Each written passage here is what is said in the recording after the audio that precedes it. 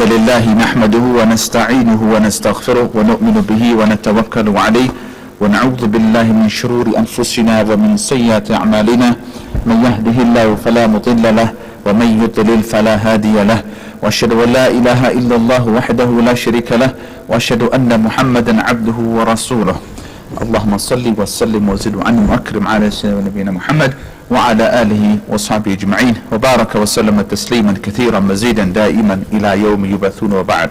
Respected viewers and listeners, brothers and sisters, Assalamu alaikum wa rahmatullahi wa barakatuh. Firstly, I need to apologize regarding the live stream yesterday.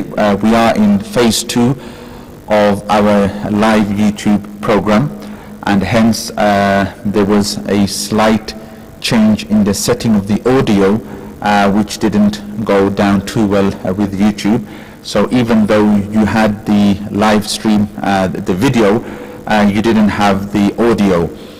So I got a number of messages during the live stream yesterday saying there was no audio, and of course most of the viewers who were watching live online would have seen the video. However, the most important thing was, of course, the audio and the information that we were conveying, and that was missed out on. So as a request, we will restart again the dars, not totally word to word. However, I would have recapped regardless. So we're just going to the outline I have in front of me. I will briefly go through that for the benefit of those brothers who are currently on YouTube right now, and or those who were yesterday and missed out. So this is for their benefit. So as I mentioned before we start any dars of any kitab, it's always important that we should know the name of the book that is being studied, and also the name of the author as well, and what the book contains as well. So as I mentioned and I showed you yesterday, the book that we are going to be studying is the Matan. This is just the text of the book which is called Arba'een and Nawawi. Okay, and this is compilation of 40 hadith of the Prophet sallallahu alaihi wasallam. Why 40 hadith? That we will find out in the muqaddamah of this kitab. So the name of the kitab is Arba'een, and the author, his name was Imam Nawawi. His full name was Yahya ibn Sharf, and his nickname was Muhyiddin, reviver of the religion. His kunya was Abu Zakaria. His nisba was Imam Nawawi.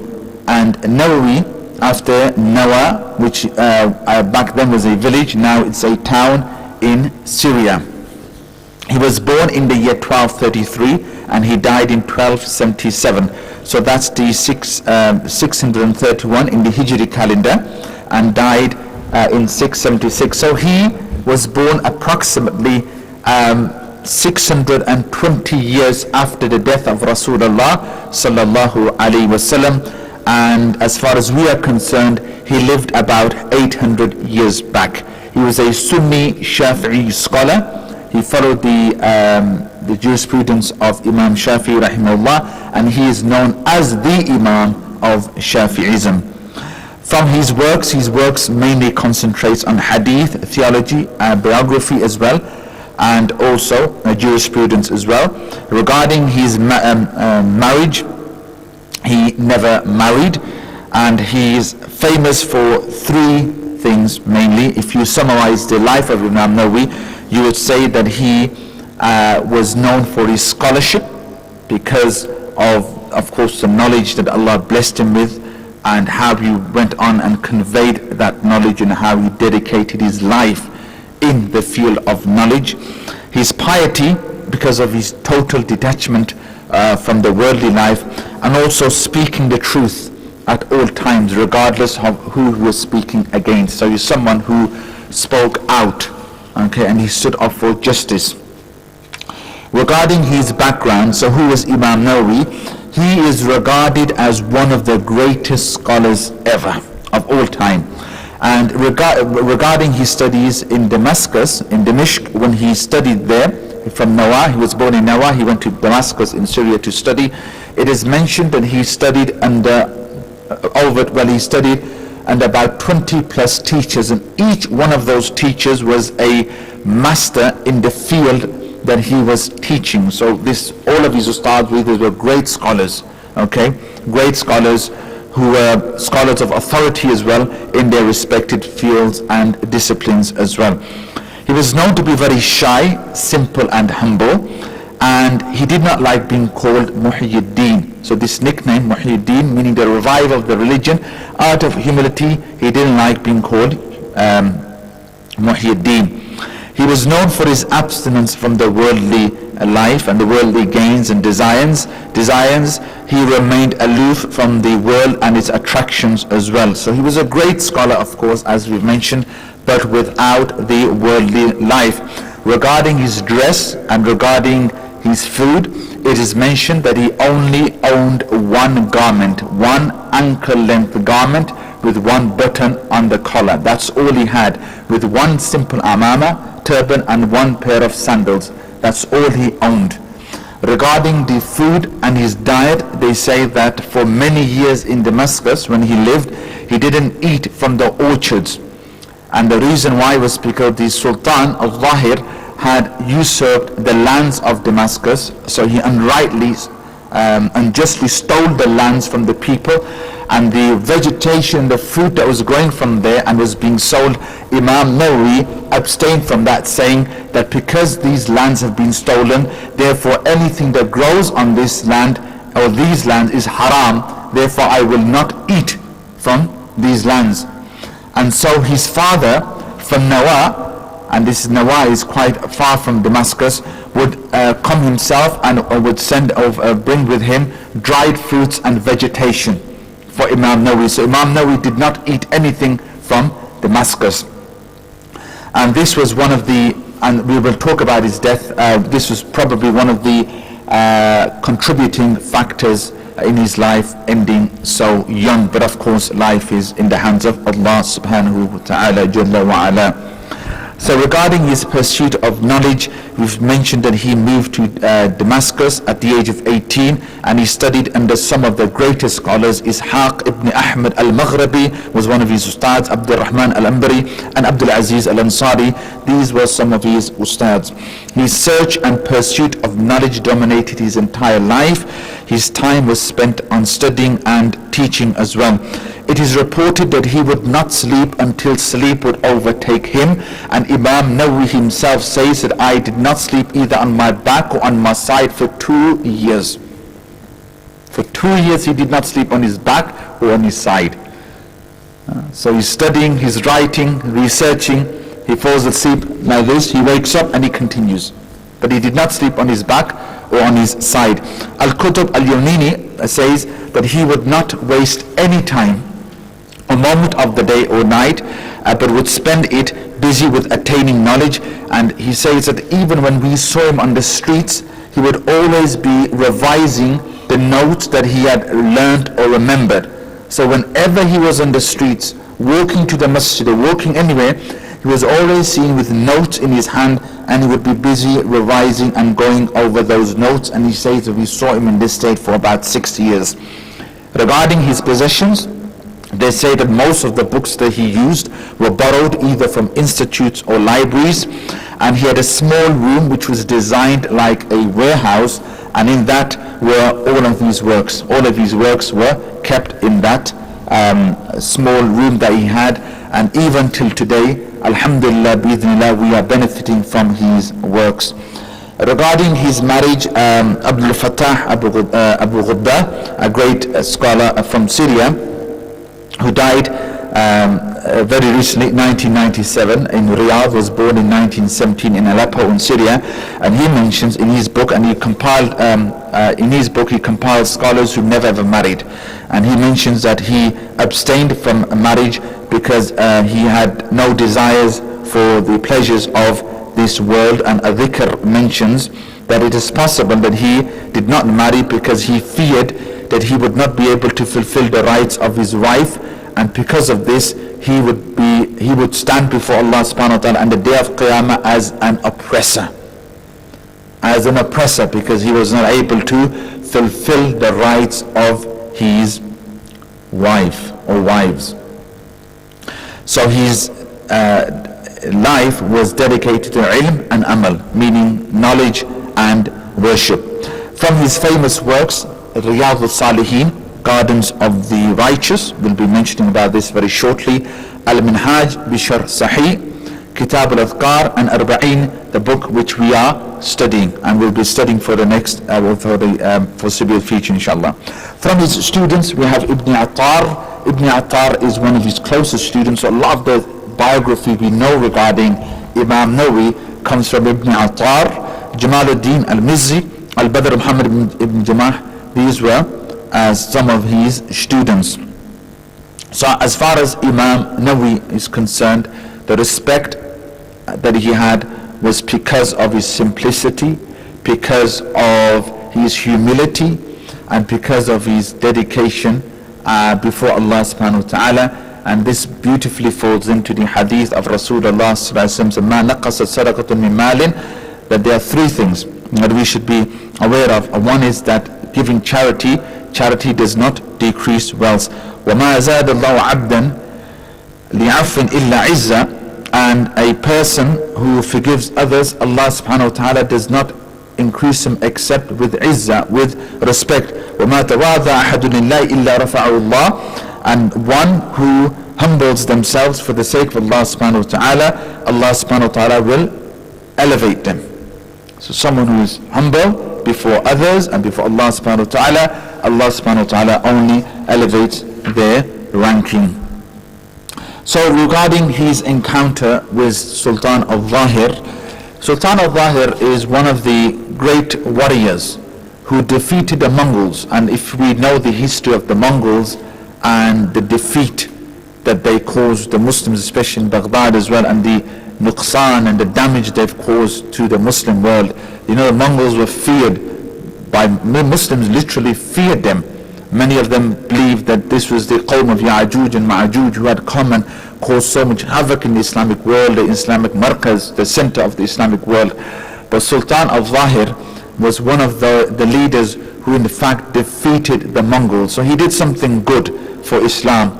However, he was also very unjust as well, taxing the people unjustly, taking their lands unjustly as well.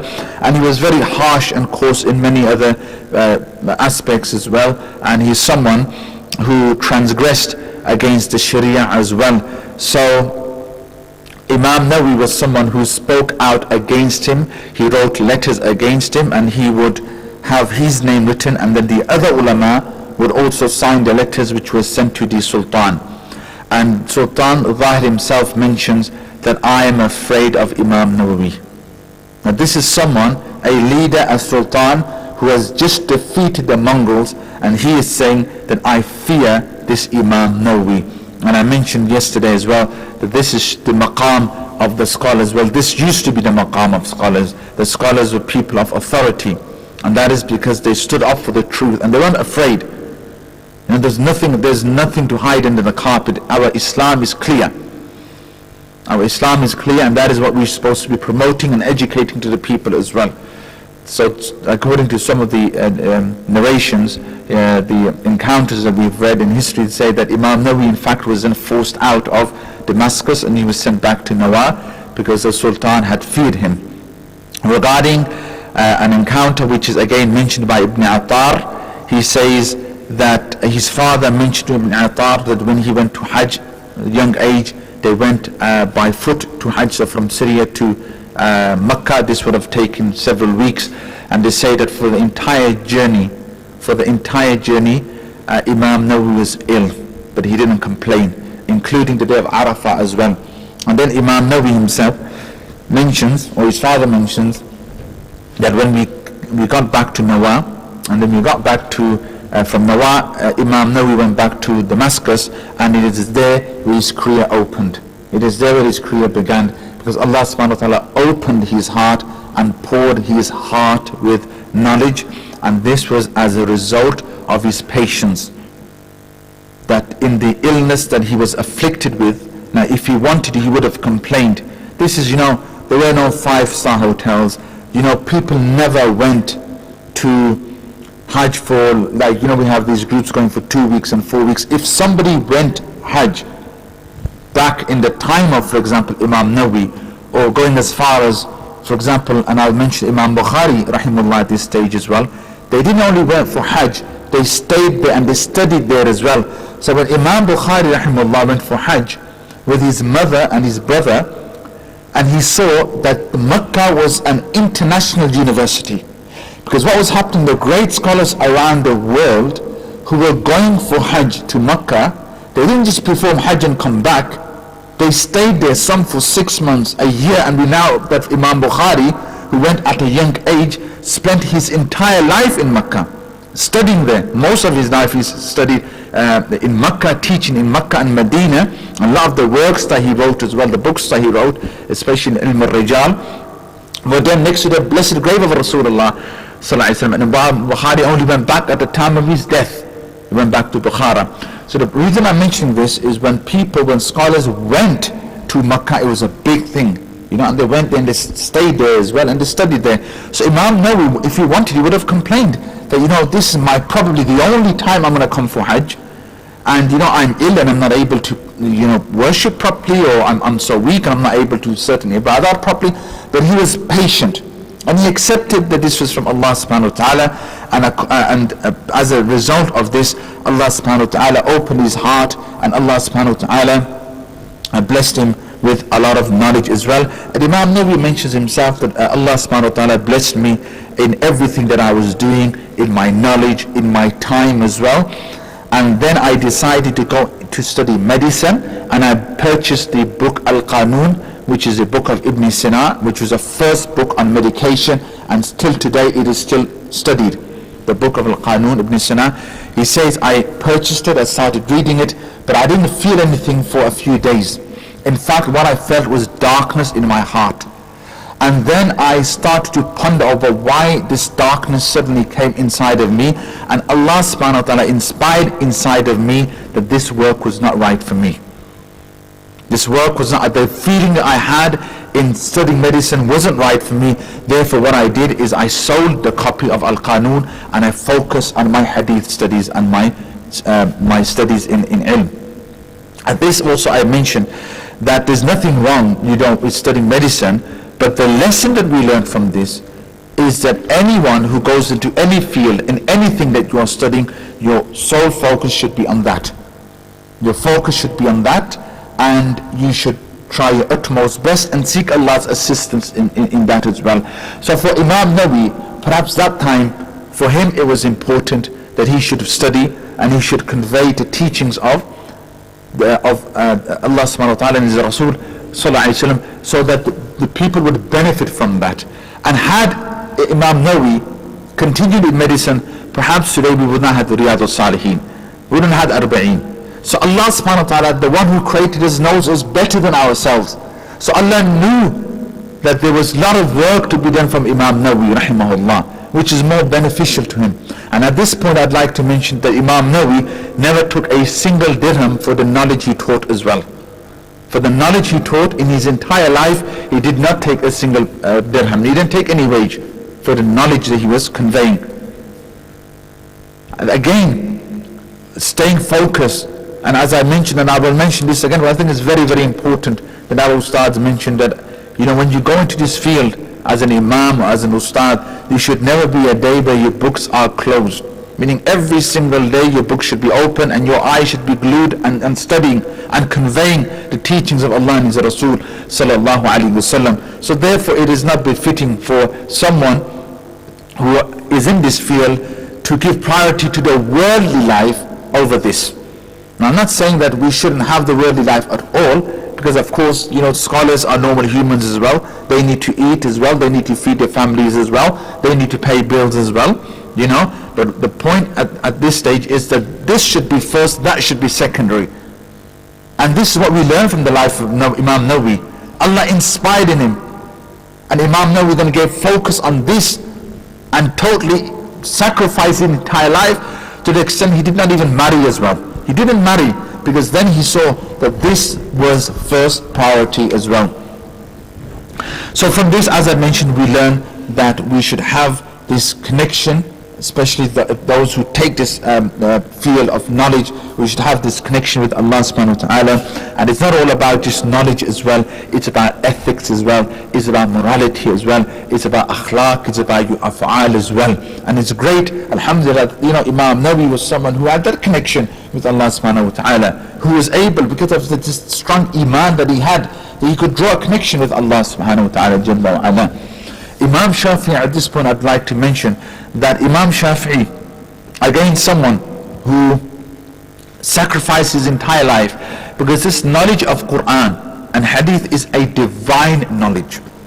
It is the knowledge of Allah subhanahu wa ta'ala. So in order for you to receive the knowledge of Allah subhanahu wa ta'ala, your heart needs to be purified, your heart cannot be contaminated. So perhaps this is something which similar might have happened to Imam Nawawi rahimahullah, but the reason I'm mentioning this is that there were great scholars who had this connection with Allah subhanahu wa ta'ala, who could tell what Allah subhanahu wa ta'ala wanted from them.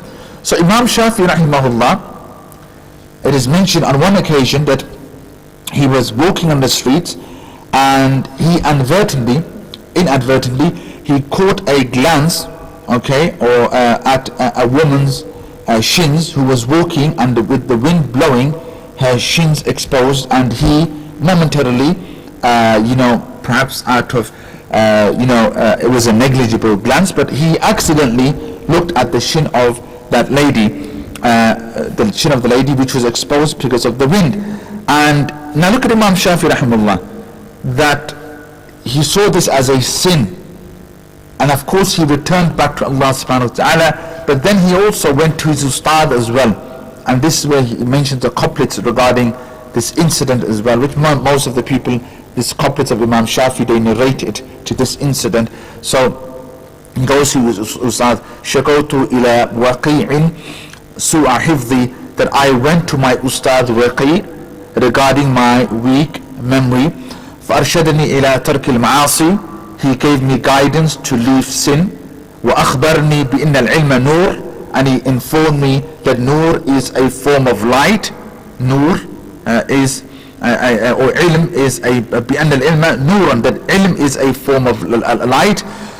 وَنُورُ اللَّهِ لَا يُعْطَى الْعَاصِي, and that the nur of Allah is something, or the ilm which is the nur of Allah subhanahu wa ta'ala, is something that Allah does not give to a sinner.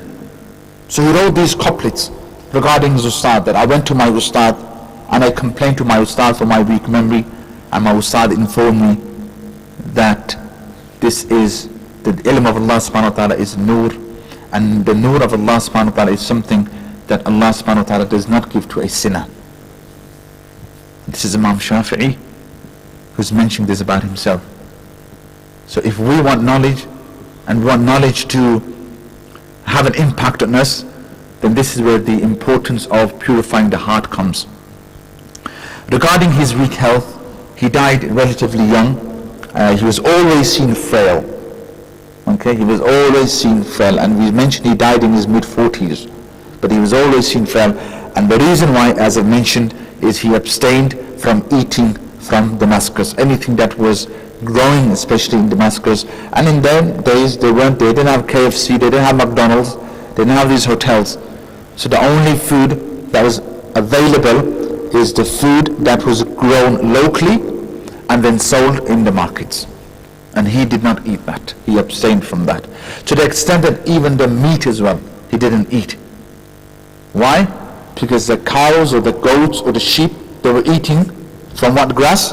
The grass that was on that land which was usurped and stolen. So he didn't have any meat as well. So the only food he had was his father traveling. Let's say, for example, we were to travel by foot from Birmingham to London. Yeah? How long would that take? A week maybe less, 4 or 5 days to travel. And then you go back. So he'd give him a large dried fruits, which would mainly be dates, and some vegetation which probably would last him a week or two, and then he'd survive of dates, and then his father would come back after a few months and give him a top-up as well. This is why his health, he was always seen as frail, because he considered all of the food in Syria or in Damascus as being haram. The entire ummah has embraced to Imam Nawawi, and Allah subhanahu wa ta'ala facilitated him with great success. If you want to see how the ummah embraces someone, then look at the works they've left behind, and look at or how much of an impact their works has on the ummah. And I mentioned this yesterday as well. If we were to draw up a list of top 5 books which are most circulated, sold, and which we've probably seen every masajid, in every institute, in every home, right? From the top 5, and this is excluding the Quran, of course, just after the Quran, the top 5 would definitely have probably at least 2 or 3 of the books of Imam Nawawi rahimahullah. So one of the works which is the shortest book on hadith but the most circulated book is Arba'een. And there are many scholars who have written Arba'een. One of the first one was Abdullah ibn Mubarak, okay, the student of Imam Abu Hanifa rahimahullah. So he was one of the first who compiled 40 hadith. But the one which is most circulated, the most read, the most studied, the most taught as well, is Arba'een, which is Imam Nawawi's. Then one of the longest compilations of hadith, and again the most circulated, is Riyadh al-Salihin. This is the English translation, which is in 2 jilds. There's a duplicate here, but there's 2 jilds. Riyadh al-Salihin. In every masjid you will find this, especially in the Middle East. So for example, if you go to every masjid here in the UK or in Pakistan, India, Indo-Pak, you probably find the Fadaili A'mal of Shaykh Zakaria rahmahullah, okay, in every household. If you go to every masjid in the Middle East and Africa, okay, and then you go to every household, you will find Riyadh al-Salihin. Riyadh al-Salihin. And then one of the most comprehensive du'as, books on du'a, is Kitab al-Adhkar. And again, that was the book which was authored by Imam Nawawi rahimahullah ta'ala. And then there were other books as well that he wrote and are accepted. So he's known as the Imam of Shafi'ism, and his work Minhaj al-Talibin is the standard work of fatwa in the fiqh of Shafi'ism. So when the scholars in the fiqh of Shafi'ism, when they go back to their fatwas, they use the works of Imam Nawawi rahimahullah. Al-Majmu' Shara' al-Mu'adhab, which is the most widely accepted book in comparative fiqh. Okay, Al-Majmu' Shara' al-Mu'adhab, which is the most widely accepted book in comparative fiqh, that is of Imam Nawawi rahimahullah. Now remember, Imam Nawawi was a Shafi'i scholar. Yet when he compares and contrasts the rulings of fiqh, he brings the strongest views of the other Imams. What we might do nowadays, a Hanafi scholar or a Shafi'i scholar or a Maliki scholar, when he's presenting his case and he wants people to believe that this view of Imam Abu Hanifa or Imam Malik or Imam Shafi'i is the strongest, he will bring the weakest from the other Imams. Yet in this book, Al-Mu'adhab of Imam Nawawi, you find that he brings their strongest points.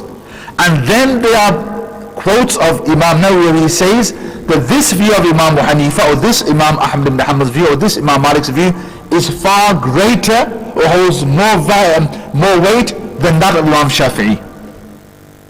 This shows his openness to accept the views of other scholars.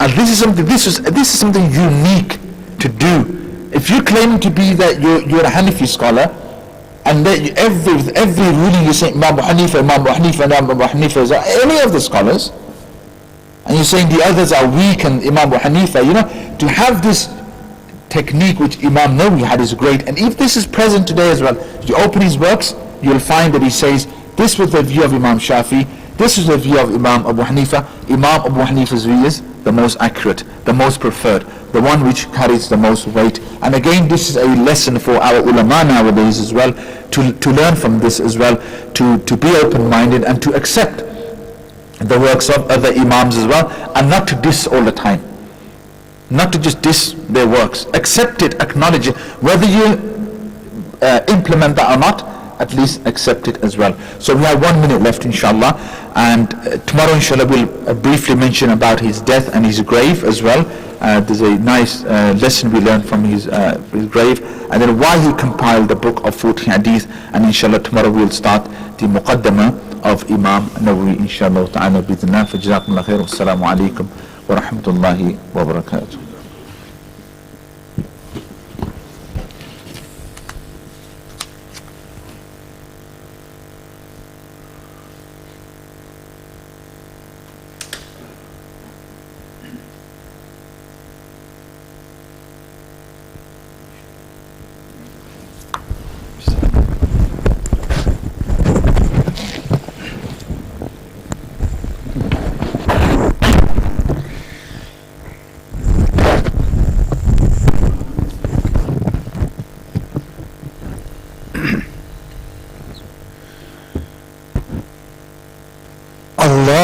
أكبر الله أكبر الله أكبر الله أكبر أشهد أن لا إله إلا الله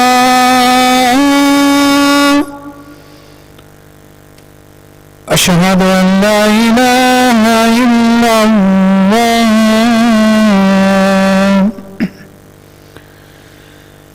أشهد أن محمدا رسول الله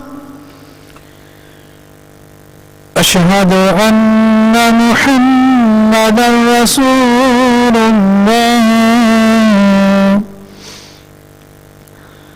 حي على الصلاة حي على الصلاة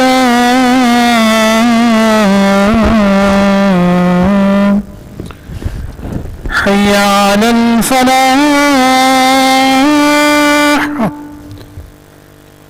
حي على الفلاح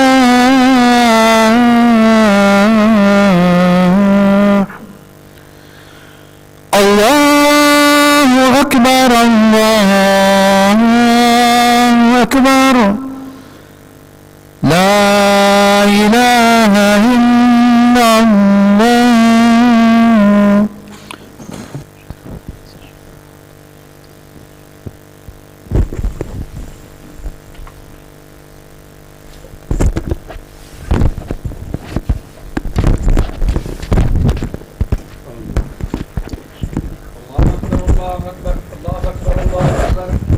أشهد أن لا إله إلا الله أشهد أن لا إله إلا الله أشهد أن محمد رسول الله أشهد أن محمد رسول الله حي على الصلاة حي على الصلاة حي على الفلاح حي على الفلاح قد قامت الصلاة قد قامت الصلاة الله أكبر الله أكبر لا إله إلا الله الله أكبر.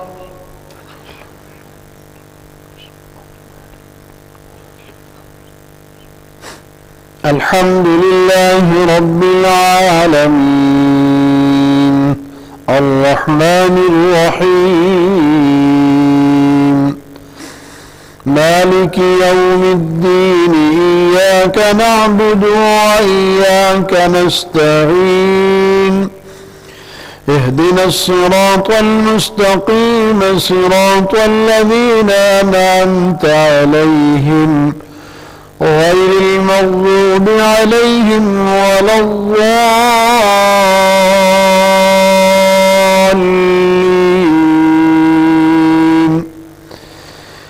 إن الذين قالوا ربنا الله ثم استقاموا تتنزل عليهم الملائكة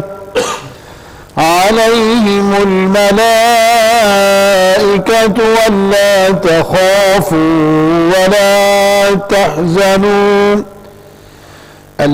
تخافوا ولا تحزنوا وابشروا بالجنة التي كنتم توعدون نحن أولياؤكم في الحياة الدنيا وفي الآخرة ولكم فيها ما تشتهي أنفسكم ولكم فيها ما تدعون نزلا من غفور رحيم. الله أكبر.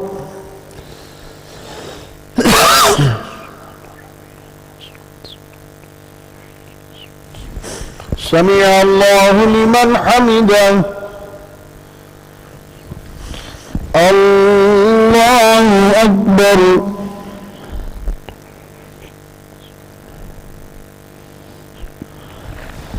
الله أكبر. الله أكبر.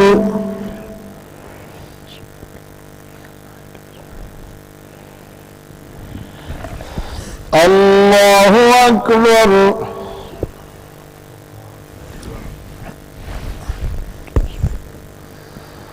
الحمد لله رب العالمين الرحمن الرحيم مالك يوم الدين إياك نعبد وإياك نستعين اهدنا الصراط المستقيم صراط الذين أنعمت عليهم غير المغضوب عليهم ولا الضالين.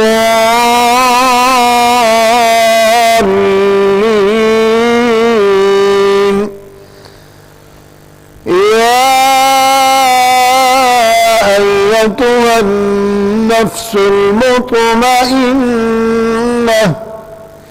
ارجعي إلى ربك راضية مرضية فادخلي في عبادي وادخلي جنتي. الله أكبر.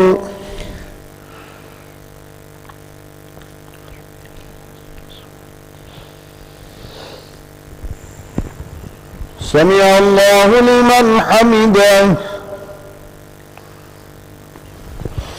الله أكبر.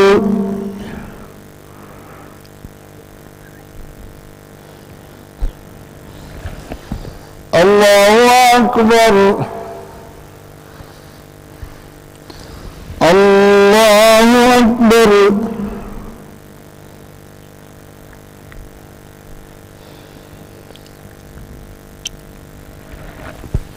الله أكبر.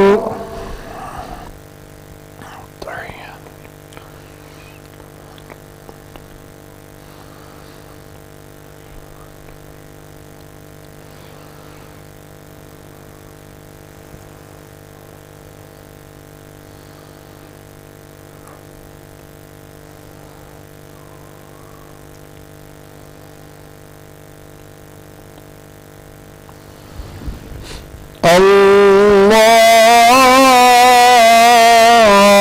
أكبر.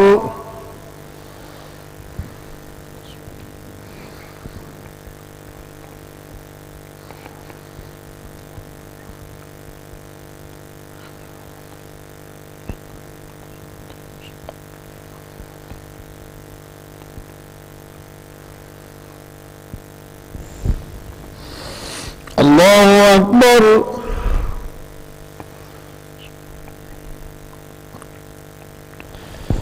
سمع الله لمن حمده.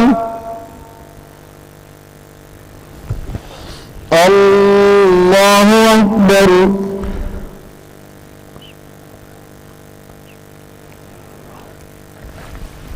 الله أكبر. الله أكبر.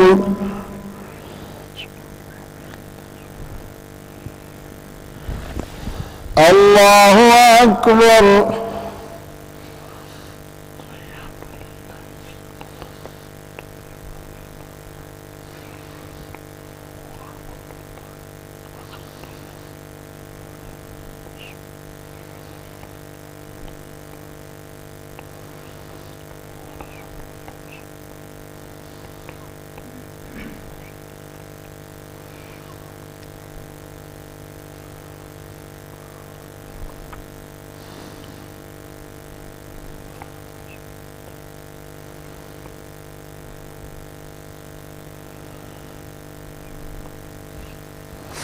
السلام عليكم ورحمة الله. السلام عليكم ورحمة الله. اللهم استغفر الله. اللهم أنت السلام ومنك السلام وإليك يرجع السلام. تبارك ربنا وتعاليت يا ذا الجلال والإكرام. وصلى الله تعالى على خير خلقه محمد وعلى آله وأصحابه وأهل بيته أجمعين برحمته. استغفر الله.